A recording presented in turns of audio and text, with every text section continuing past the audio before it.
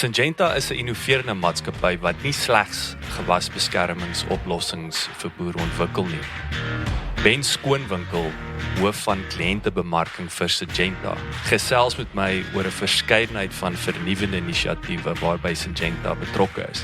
Syngenta wat in 2000 tot stand gekom het nadat Novartis Agribusiness en Seneca Agrochemicals saamgesmelt het, is een van die grootste gewasbeskermingsmaatskappye in die wêreld met verkope van $13.5 biljoen in 2019.